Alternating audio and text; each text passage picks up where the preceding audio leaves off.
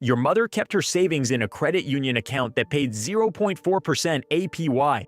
Doreen opened it in 1991 when she was 28 years old. She kept it open for 31 years. The account paid her $4,847 in total interest across 3 decades. She retired at 64 with $61,200 in savings, a paid-off Honda, and a sentence she said often enough that you memorized it without trying. Money doesn't grow, you just have to keep adding to it. She wasn't wrong about the second part. She was wrong about the first part by an amount that would eventually define your life. You're 22. You have $1,400 in a checking account and a job that pays $42,000 a year before tax. You don't yet know what compound interest is. Not really. You learned the formula in a sophomore economics class. You got the question right on the midterm. You forgot it within a week. Knowing the equation isn't the same as knowing what the equation does to a human life over 33 years. You're about to find out. Stage 1. The seed, age 22. You open a Roth IRA on a Tuesday night. The brokerage is one your coworker Priya mentioned at lunch. You don't ask follow-up questions. You don't want to seem ignorant. You go home and Google it. You set up the account in 47 minutes. You fund it with $200. You set a recurring transfer for the first of every month. $200 automated before you can talk yourself out of it. You buy a total market index fund. The expense ratio is 0.03%. You don't fully understand what an expense ratio is yet, but you understand that 0.03% is smaller than 0.78%, and the article you read said smaller is better. That's enough. You check the balance the next day. It says $199.84. You panic. You read 3 forum posts. You learn that this is normal. You stop checking. A month later, you have $402.11. The math is supposed to be magic. The math looks like nothing. You add $200 every month for a year. At the end of year 1, you have $2,481. The market gave you $81 of growth. $81 after 12 months. You have a coworker named Marcus Kettering who opened an account the same week you did.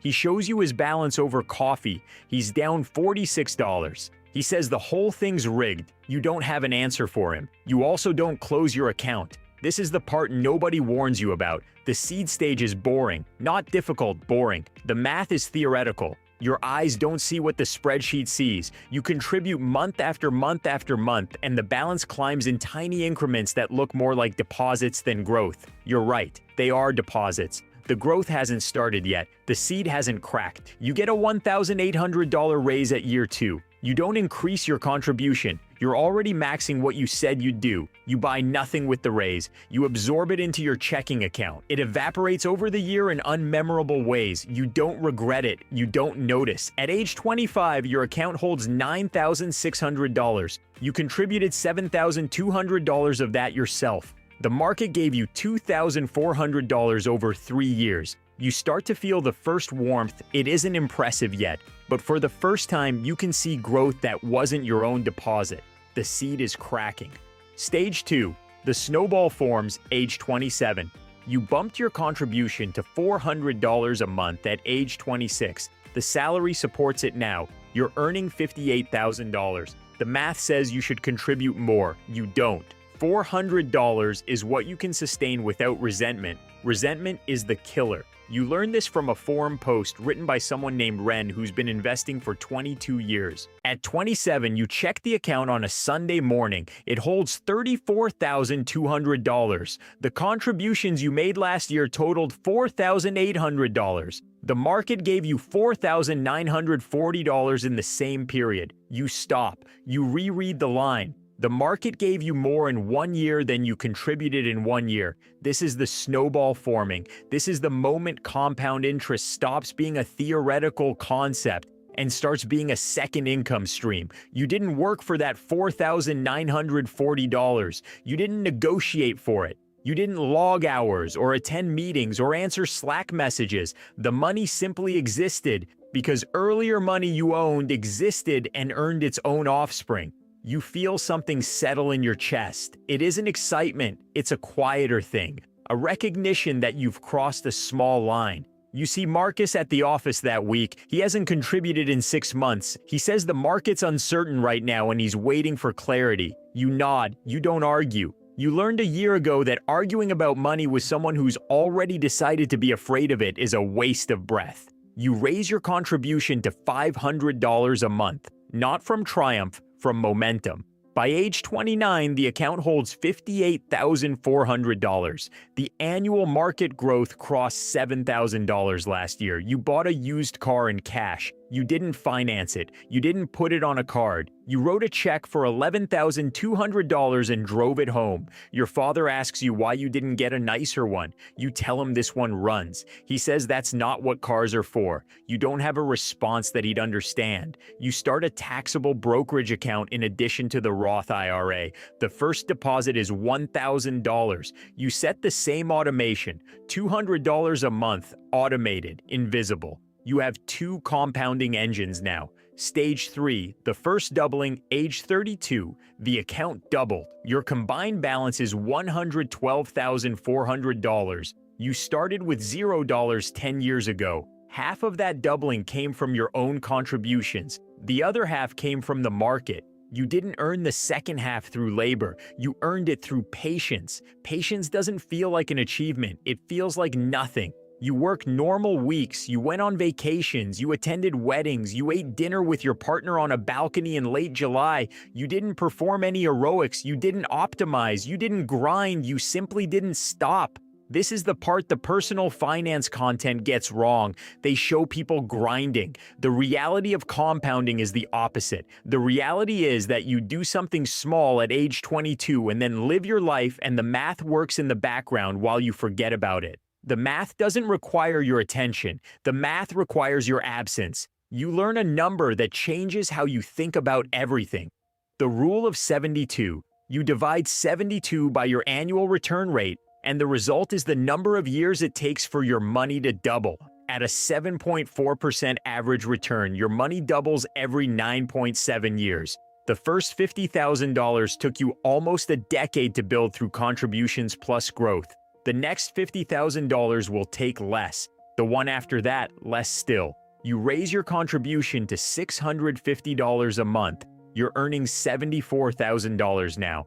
The increase doesn't hurt, you don't feel it. You attend a wedding at 33. The bride's father gives a toast. He talks about the value of hard work. He says nothing about the value of time. You sit at table 6 and think about how nobody in your family ever told you that the most important asset in your life would be the years you started earlier than you needed to. They told you to work hard. They didn't tell you that working hard at 22 mattered exponentially more than working hard at 42. They didn't know. You don't blame them. They couldn't teach you what they didn't have. By age 35, your accounts hold $187,000. The annual growth that year was $14,200. That's more than you contributed by a factor of nearly 2. You've crossed the line that Doreen never crossed. The market is now your largest contributor. You stop checking the balance weekly. You check it once a quarter. The numbers move on their own. You don't need to supervise them. Stage 4, the crossover, age 38. The crossover happens on a Wednesday in March. You don't notice it that day. You notice it 3 weeks later when you sit down with your spreadsheet and run the year-over-year numbers. Your accounts grew by $42,800 in the trailing 12 months. Your contributions for that period totaled $13,200. The market did the rest. The market did 3 times what you did. You sit with that number for a long time. For 16 years, you've been the engine. Every dollar in those accounts started as a dollar you earned. Every contribution was a deduction from a paycheck you negotiated. The growth was real, but it was secondary. The contributions were primary. That just changed permanently. You're no longer the primary contributor to your own wealth. The wealth is contributing to itself. The wealth is hiring its own labor. You're still working. You're still earning. But the engine's running on its own fuel now, and your paycheck is the supplement, not the source. This is the crossover. This is the stage compound interest was always trying to reach. This is the line that separates people who use money as a tool from people who watch money use itself. You raise your contribution to $1,100 a month. You can sustain it. You're earning $94,000 now. You also start automating into a high-yield savings account at 4.6% APY for short-term reserves. You learned not to confuse cash flow with capital. Different jobs, different vehicles. Marcus stopped contributing 6 years ago. You see him at a company off-site. He asks how you're doing. You say fine. He asks if you're still doing the investing thing. You say yes. He says he wishes he'd stuck with it, but the market was too volatile. You don't tell him his account would be at $89,000 right now if he'd simply not stopped. You don't tell him the math because the math would land like an accusation. You tell him the weather's been weird. He agrees. The conversation ends. You realize on the drive home that Marcus and you started in the same place with the same paycheck. The variable wasn't income. The variable was time inside the market. He's now 8 years behind a starting line he already crossed once. He can't get those 8 years back. Nobody can. Stage 5. The acceleration, age 45. The accounts hold $890,000. You barely understand what that number means. You know what it means mathematically. You haven't yet absorbed what it means experientially. The market drops 11.4% over a 6-month stretch. The account loses $101,500 of paper value. You watch it happen on a Tuesday in your kitchen. You put the laptop down. You drink a glass of water. You don't sell. You learned the rule years ago. The losses aren't real until you sell. The gains aren't real until you sell. The number in the account is just a temporary readout of what other people are willing to pay for assets you already own. You own the assets. You'll own them tomorrow. You'll own them in a decade. The price tag the market puts on them today is mostly noise. You don't sell. The market recovers in 14 months. It exceeds the previous high. The accounts cross $920,000 by year-end. The $101,500 was a phantom loss. The recovery wasn't a victory. It was just the market resuming its long arithmetic. But here's what changed. The volatility has weight now. A 10% drop is $89,000. That's more than your annual salary at 22. That's more than your first car. That's more than 4 years of rent at your first apartment. The percentages you used to read about in textbooks are now attached to real dollars, and the real dollars sometimes exceed your nervous system's capacity to absorb them calmly.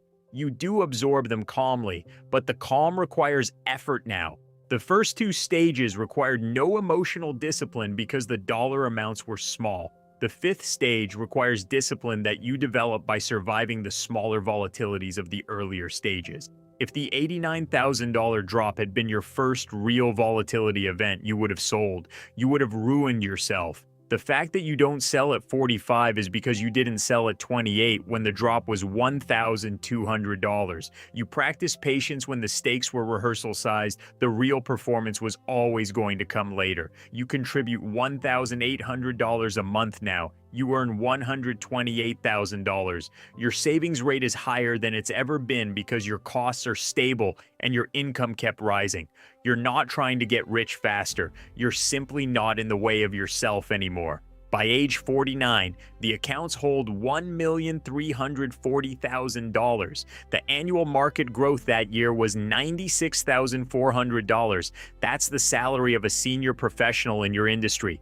The market is now paying you a senior professional's salary every year just for existing. You didn't interview for that salary. You don't have to perform to keep it. The salary won't be cut if you take a vacation. You take a vacation, you go to Lisbon for 2 weeks, you don't check the accounts. Stage 6, the inheritance, age 55.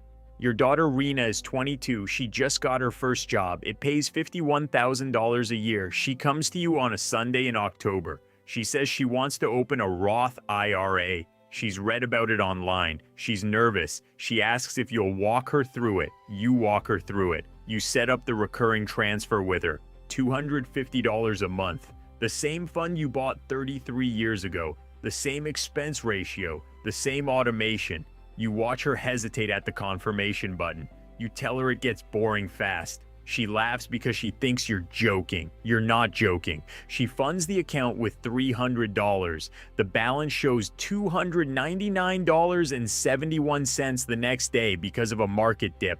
She texts you, panicked. You tell her this is normal. You tell her to stop checking. She doesn't stop checking. You remember not stopping checking. You don't tell her that part. After she leaves, you sit at your desk and pull up your own accounts. The combined balance is $2,108,400. You stare at the number. It's the largest number that's ever been attached to your name. It's the result of 33 years of $200 turning into $400, turning into $650, turning into $1,000, $100 turning into $1,800, turning into a self-sustaining machine that now grows by $156,000 in an average year.